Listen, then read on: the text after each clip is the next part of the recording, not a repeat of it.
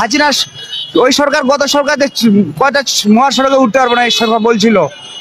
আমরা সুন্দর করে জীবন যাপন করছিলাম, সুন্দর টাকা ইনকাম করে বাড়িতে নিয়ে গেছিলাম। এখন আমি এই 2 মাসের ভাড়া দিতে পারিনি মামা, আমি কি করবো কন?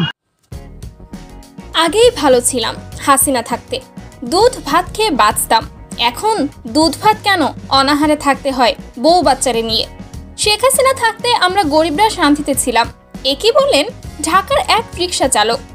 1 মাস হলো দেশ গড়ার দায়িত্ব নিয়েছে ছাত্রদের অন্তর্বর্তীকালীন সরকার। উপদেষ্টারা দায়িত্ব নেওয়ার পর থেকে একের পর এক আন্দোলনের মুখে পড়ছে তারা।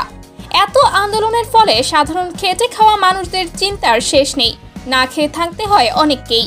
এবার রিক্সা চালকদের অসহায় অবস্থার কথা তুলে ধরলেন এক রিক্সা চালক। তিনি বলেন, আগেই আমরা ভালো ছিলাম, দুধ ভাত খেয়ে বাঁচতাম। এখন দুধ ভাত দূরে থাক, অনাহারে থাকতে হয় বউ বাচ্চা নিয়ে। আগে ভালো ছিলাম আমরা, অনেক 2 মুঠো ভাত নিয়ে সংসার করে দুধ ভাতে খাইতাম। এখন দুধ ভাত কেন, এখন অনাহারে থাকতে হয় বউ বাচ্চাকে নিয়ে। তা যদি ইনকাম না করতে পেটে মানুষকে খুন করবো। আমি যদি ইনকাম বউ বাচ্চাকে না করে মিলে খাইতে পারি, তা আমি কি করবো কোন?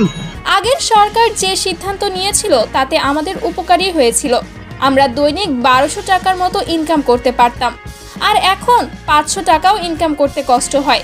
ইনকাম না করতে পারলে তো আমাদের চুরি ডাকাতি করা ছাড়া উপায়ই থাকবে না।